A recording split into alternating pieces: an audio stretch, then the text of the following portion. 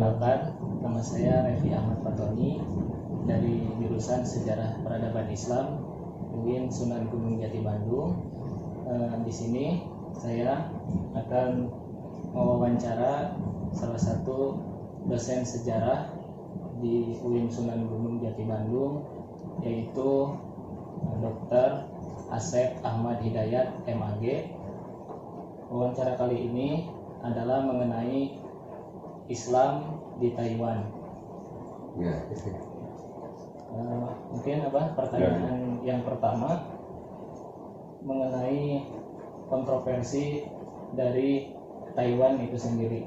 Di lain pihak, Cina mengklaim Taiwan itu sebagai bagian dari provinsinya, namun orang Taiwan mengklaim bahwa Taiwan adalah suatu negara yang merdeka. Itu bagaimana? Ya, pertama secara geografis harus kita pahami di mana itu Taiwan. Taiwan itu adalah sebuah negara kepulauan, atau sebuah negara kepulauan di selatan daratan Tiongkok, di atas Filipina, Indonesia, ya. Berbatasan juga dengan Jepang. Taiwan itu dulu disebut Formosa, ya. Dan diyakini juga memiliki hubungan kekerabatan dengan Nusantara, ya. Misalnya ada suku Atayal, ya, suku Pawan, ya. Dalam bahasa atau suku Amis, ya, suku Amis di Taiwan. Mereka secara wajah, ya, budaya itu mirip dengan suku-suku di Nusantara, ya. Bahkan kebudayaannya juga hampir sama, kemudian juga bahasa terutama. Misalnya dalam hitungan, misalnya suku Atayal menyebut hitungan itu, atau suku Amis misalnya menyebut hitungan itu dari sampai 10 itu dengan kata Sicei, Tosa, Tolo, Sepat, 5, 6, Pito, Palo, Siwa, dan Palo. Suku Atayal bisa menyebut dengan Kingan, Taha, Telo, Sepat, 5, Mentalu, Putu, Mesepat, Mengali, dan Makesem. Ada juga yang menyebut misalnya Paiwan itu Ita, satu itu Ita, Dusa sama dengan 2 di Sunda itu, Celak, Tilu, Celu, ya, Sepat, 5, Unem, Picu, Alu, Siwa, dan Puluk. Nah ini hampir sama dengan suku-suku Nusantara. Misalnya kalau di Sunda ada, saya sebut karena saya urut Sunda, ada 1, ya, siji, 2, tilu, 4, 5, genap, 7, 8, 9, 10 sampai 10 kan 10. Kemudian juga bahasa yang sama. Tangila misalnya untuk menunjukkan telinga. Mata artinya mata. Orang Formosa itu. Nah, Kepulauan Taiwan ini dulu kan bagian daripada dinasti-dinasti Tiongkok, tapi tidak terjangkau oleh peradaban Tiongkok yang lebih maju lagi, ya. Baru pada abad ke-16 itu orang Tiongkok daratan pada zaman dinasti Ming itu sudah melakukan migrasi, ya, bangsa Han ke situ, udah mulai abad 16 akhir dan abad 17. Nah, itu sekilas tentang sejarah dan geografi Taiwan. Nah, mengapa tadi ada kontroversi, misalnya disebutkan bahwa itu yang satu mengklaim Republik Rakyat Tiongkok itu adalah bagian daripada provinsi yang tidak terpisahkan dari Republik Rakyat Tiongkok, seperti Hong Kong sudah diserahkan oleh British, ya, begitu juga Macau. Tapi orang Taiwan menyebut bahwa saya bukan gitu sebagai Republik Tiongkok. Nah itu ada sejarahnya kan.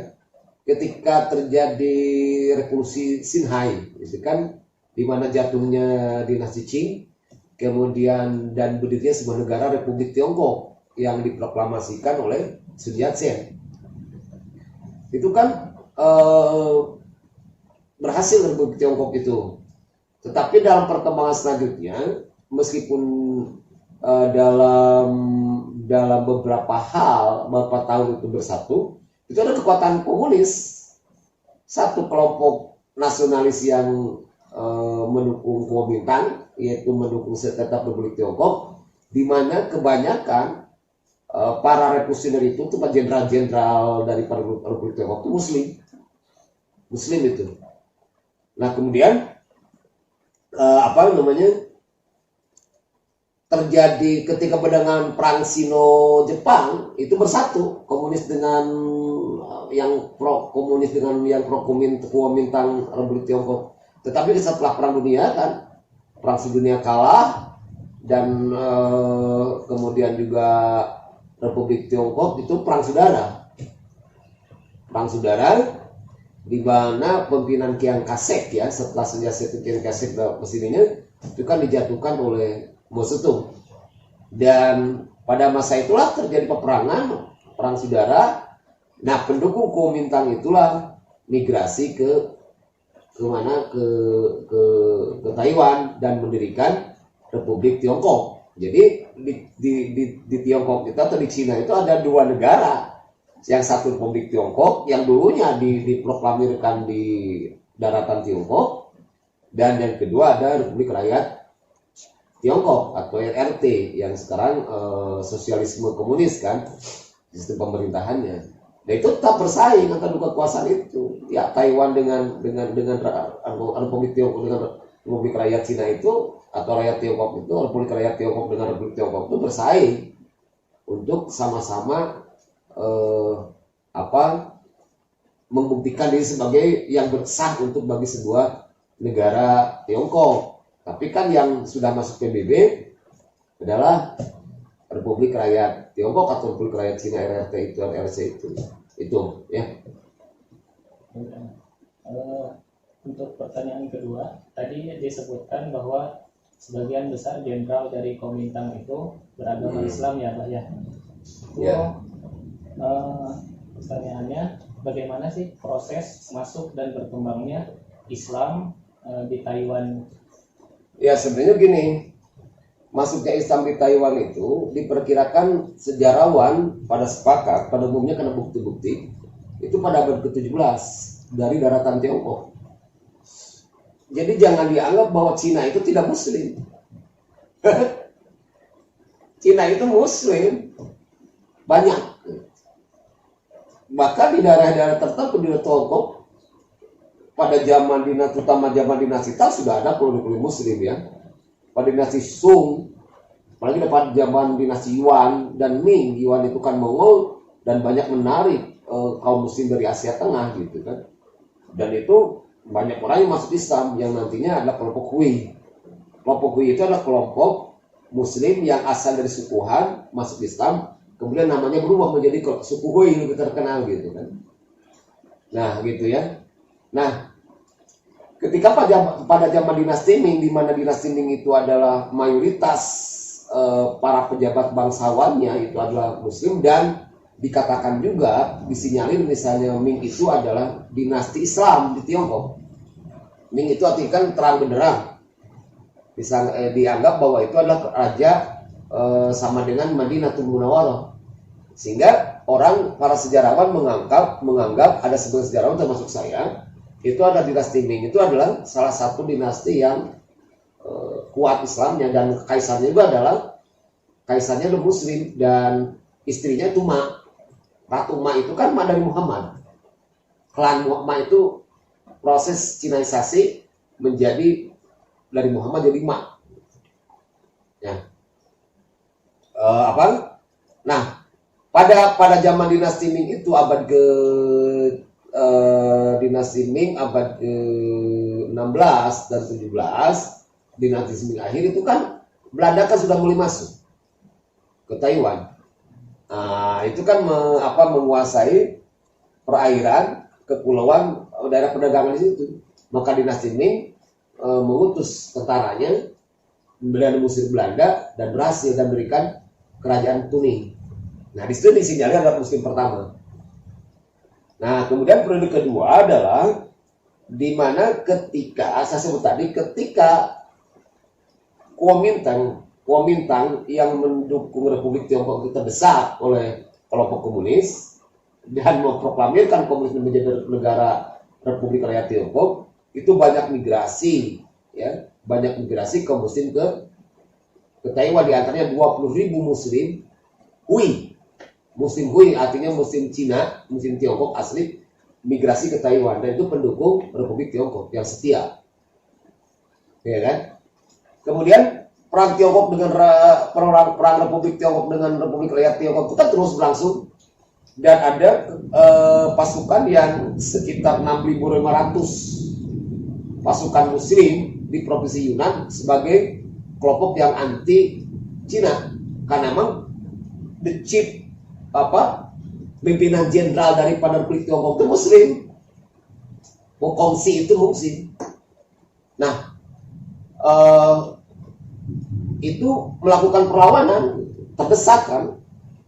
terdesak dari provinsi Yunnan itu, dia laskar-laskar rakyat anti Republik Rakyat Cina dan didukung oleh Tiongkok dari Taiwan dikirim, dan dia melakukan perlawanan terdesak masuk ke daerah Burma dan tidak berhasil dibabat habis oleh Republik Tiongkok. Baru setelah ada intervensi bangsa-bangsa dan PBB, ya, ada intervensi internasional, itu Taiwan dikucilkan dan harus menarik karena menyangkut wilayah Burma dan Thailand, Laos. Dan itu muslim itu, tentara yang 6.500 itu ditarik ke Taiwan, dan itu berasal daripada provinsi Yunnan. Provinsi Yunnan itu adalah muslim, dan sampai saat ini di daerah distrik yang 100% muslim lah, kalau disebutkan, atau 99% itu daerah distrik Kabupaten Siantang, bukan Sintiang, Siantang itu muslim 7 juta muslim. Dan itu mereka udah biasa gitu di negara komunis yang pada kita kan dengan image-nya bahwa anu waktu kemudian ternyata mereka hidup tenang di Siantang gitu. Nah, itu persoalan Uighur lain gitu, ya kan itu. Nah, di Siantang itu. Nah, itu provinsi Yunnan. Nah, 6.500 itu muslim ditinggal di tentara sukarelawan pro Republik Tiongkok yang menentang Republik Rakyat Cina yang pro komunis itu, ya pindah ke Taiwan. Kemudian tahun 50-an lagi, 1950-an sampai 60-an, 1953 1960-an juga banyak juga tentara muslim asal Tiongkok yang pindah juga ke Taiwan, yaitu dari suku Hui, muslim Hui. Sementara yang lainnya adalah tetap diam, diantaranya di Burma. Sehingga di Burma itu kan, atau Myanmar sekarang, ada 4 kelompok muslim kan, ada muslim Cina, muslim Tiongkok, muslim Burma, yang keturunan India, Pakistan yang nikah dengan Myanmar, ada muslim Bengal, Bangladesh, dan Rakhine yang lebih menjadi Rohingya kan istilahnya itu. Ada 4 kelompok muslim menjadi Myanmar juga. Nah, salah satunya adalah kelompok muslim Tiongkok Cina itu. Ya itu ya. Kemudian selanjutnya apa, periode apa? Belum kan, 2 periode ya. Tadi apa? Di tahun 50 ya. Nah, itu setelah 53-60 banyak yang pindah juga ke Taiwan. Kemudian tahun 1980-an itu banyak muslim Tiongkok yang tinggal di Burma dan di Thailand, yang dulunya itu keturunan tentara Tiongkok yang lari kan dalam peperangan dengan Republik Rakyat Tiongkok, perang saudara itu kan banyak tinggal di Thailand, banyak tinggal di Laos, di Vietnam, dan terutama di Thailand, Laos, dan Burma atau Myanmar itu. 1980-an migrasi ribuan, 50.000 lebih masuk ke Taiwan. Suku Hui lagi, karena memang dia terdesak dalam bidang ekonomi, dia ingin maju, maka lari ke Taiwan, di mana Taiwan sudah maju kan, negara Taiwan yang kapitalis dan demokratis itu kan, ya masuk ya. Kemudian periode selanjutnya, periode keempat, gelombang keempat, migrasi para pekerja dan para pekerja muslim dan para student ya, pelajar. Dan yang menariknya itu, migrasi itu terbanyak 250.000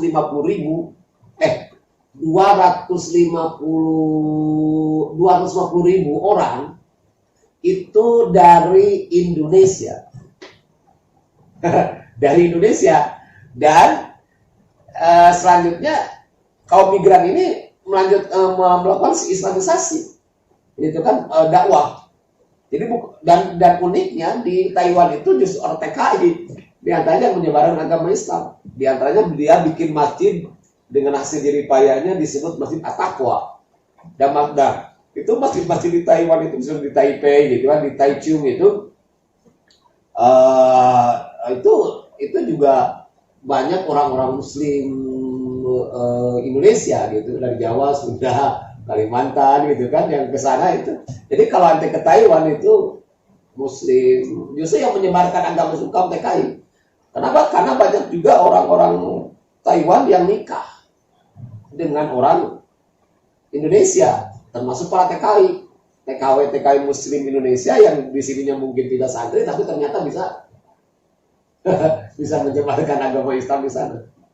Ya. Untuk pertanyaan ketiga, jadi Ya. Taiwan tuh umat Muslimnya tuh dari berbagai daerah ya yang migrasi ke Ya, daerah. saya dulu ini laptopnya gimana terus? Tadi salah satunya ada dari Indonesia, kemudian dari daerah lainnya. Itu mazhab yang berkembang di daerah Taiwan itu mazhab apa? Bukan daerah itu. Di negara Negara Taiwan Republik Tiongkok itu ya. Itu kan Islam datang ke Republik Tiongkok, yang dominan aslinya adalah suku Hui, karena pendukung Kuomintang. Jadi Hui itu kan suku Han asalnya, karena dia masuk Islam mendapat gelar suku Hai dan suku Hui. Dan di Tiongkok itu pasti zaman Republik Tiongkok, bahkan di wilayah Cina itu termasuk yang diakui. Kedua kan pertama Han, Manchuria, Hui sampai sekarang. Jadi Hui itu ada suku yang ya seperti suku-suku yang lain, Tibetan segala macam. Ketiga ya Muslim itu. Jadi kalau bicara Hui Muslim, nggak ada orang Hui nggak Muslim. Ya kan? Dan itu kalau diperkirakan hari ini ya seluruh Muslim di Taiwan itu sekitar 310.000 orang, dan 240.000 orang adalah Indonesia migran. Nah 60.000 sampai 70.000 itu suku Hui. Suku Hui itu bermadhab Hanafi. Hanafiah, kemudian banyak pengikut ordo sufi atau torekat ya, di dalam bahasa Tiongkok itu Menhuan itu yang masuk pada kelompok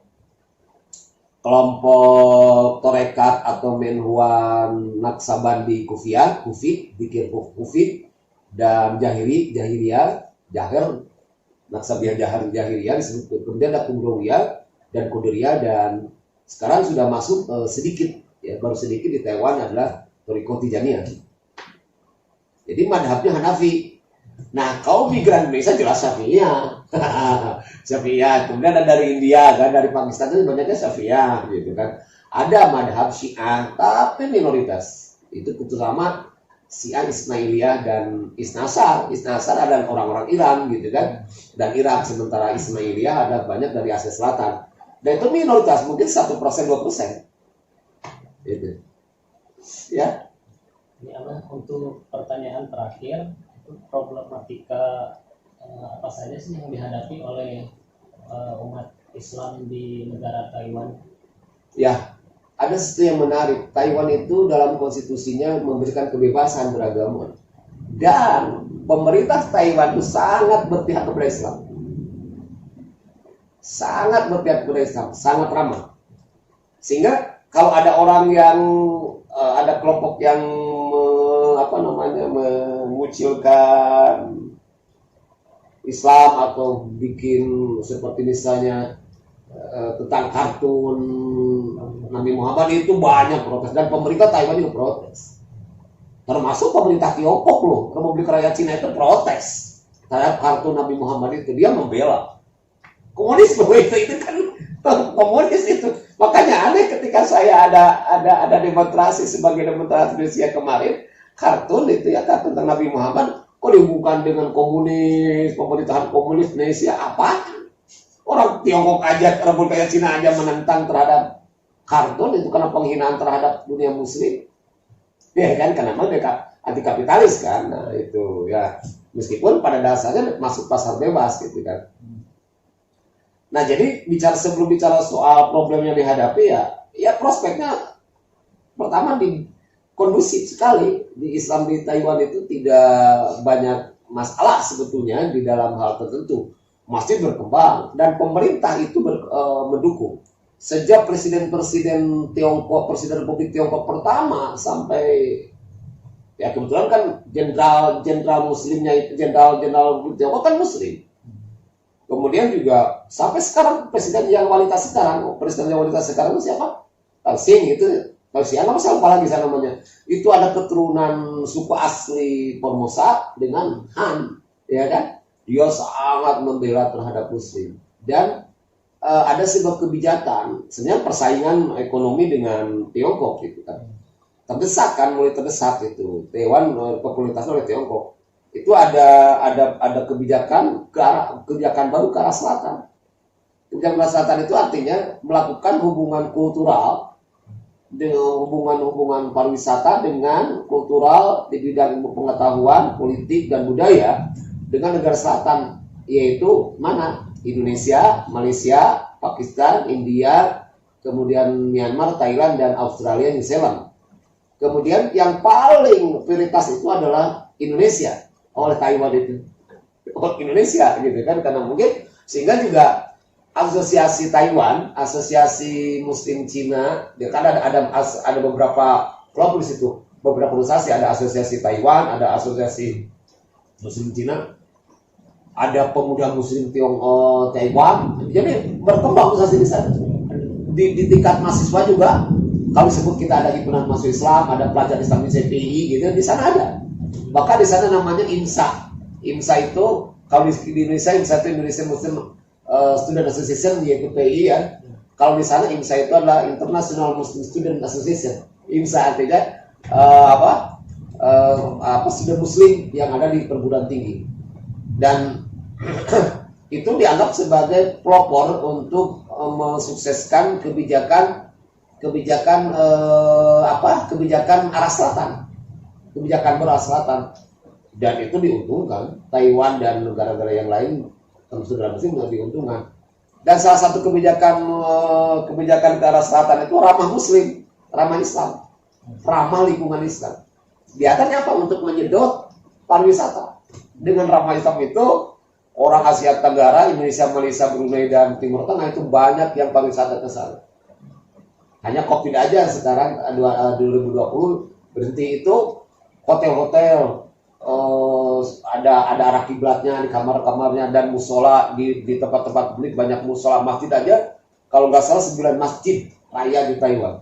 9 masjid raya di Taiwan di beberapa distrik dan provinsi di Taiwan. Jadi ramah Muslim. Tetapi ada masalah juga. Masalahnya apa? Yang paling utama begini, karena Taiwan kan bukan negara Islam dan negaranya penganutnya agama kan Buddha, banyak kremasi, itu masalah juga ya, pemakaman. Meskipun di Taiwan kalau dibandingkan dengan Jepang ya, itu agak bagusan Taiwan karena ada pemakaman 3, Kaohsiung itu juga ada pemakaman termasuk dalam Muslim itu ya, Kaohsiung itu.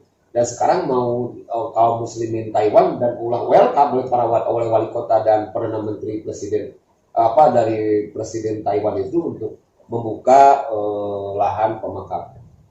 Tapi sekarang diperjuangkan, tidak akan, artinya pemerintah Taiwan tidak mencegah gitu. Artinya bahwa sekarang masalah pemakaman kan banyak migrasi, di mana dimakamkan, kan orang Islam itu kalau mati kan dimakamkan, bukan dikubur gitu. Kalau bawa ke Indonesia, itu juga kan itu. Dan kemudian juga masalahnya ya ada juga yang jauh gitu kan, untuk salat tarawih gitu kan. Karena memang kan hampir tiap kota gitu kan ada, kan tidak semua kota ada masjid seperti kita di kampung-kampung. Yang kedua ya itu nggak terlalu besar, permasalahan kecil lah gitu. Yang selanjutnya misalnya puasa. Meskipun 310.000 Muslim Taiwan tetap aja disebutkan minoritas. Dan orang lain kan nggak puasa, meskipun dihargai. Nah menarik Taiwan itu orang bebas yang pakai jilbab sekarang itu bebas Taiwan. Jarang kan tidak ada misalnya kurang Islamofobianya adalah yang isu teroris, tapi nggak ada Islamofobianya di situ, sedikit sekali gitu. Jadi mereka main gitu kan, sehingga dulu tahun 2019 itu ada apa namanya perayaan Idul Fitri itu di bandara di dekat Taipei itu 20.000 kaum muslim Taiwan bersama kaum muslim asli Hui dengan migran gitu, dan didatangi oleh wali kotanya dan presiden, ucapan terima kasih bahwa muslim migran itu banyak berjasa terhadap perkembangan ekonomi Taiwan. Jadi memang Taiwan ini lagi bersaing. Daripada misalnya sekarang kalau memusuhi negara Islam, umat Islam, dia kan belum diakui secara mutlak oleh internasional sebagai sebuah republik Tiongkok. Sementara Republik Rakyat Tiongkok menganggap bahwa Taiwan bagian daripada republik Tiongkok. Tapi kan terus bersaing dan tidak mau kan kekuatan, dan karena Taiwan itu didukung oleh Amerika kan. Itu. Ya, tidak ada diskriminasi. Nggak ada di Taiwan, nggak ada diskriminasi, dan ya kalau ada perorangan ke manusia kan kelompok, tapi konstitusi sama. Mendingan di Taiwan ketimbang di Singapura kalau bandingkan. Meskipun Singapura konstitusi pasal 15 bahwa setiap orang berhak menyebarkan agamanya masing-masing, tetapi ya, sangat dibatasi. Justru enggak, di Taiwan sangat berpihak gitu. Jadi sangat dihargai gitu ya. Ya itu untuk mungkin hanya kita ngobrol-ngobrol soal Taiwan, dan ini singkat saja karena dan mudah-mudahan bisa dibaca buku saya nanti, buku Asia studi kawasan muslim minoritas, edisi ke-1 ya, yang satu Asia Tenggara, sekarang di edisi ke-1 lagi itu beda, yaitu Asia Tenggara plus Asia Timur. Edisi kedua adalah Asia Selatan, Asia Tengah, dan Asia Barat. Edisi ketiga adalah Amerika dan Eropa. Edisi keempat adalah Austronesia, Polinesia, dan Pasifik. Ya. Mungkin tadi pertanyaan terakhir. Terima kasih sebelumnya atas waktunya. Semoga Abah juga diberikan kelancaran ya dalam menulis bukunya. Semoga segera terbit gitu, dan bisa menjadi sumber rujukan bagi para mahasiswa sejarah peradaban Islam. Ya, teman-teman mungkin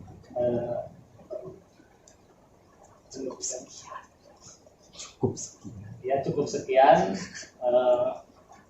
wawancara kali ini. Wassalamualaikum warahmatullahi wabarakatuh. Waalaikumsalam warahmatullahi wabarakatuh.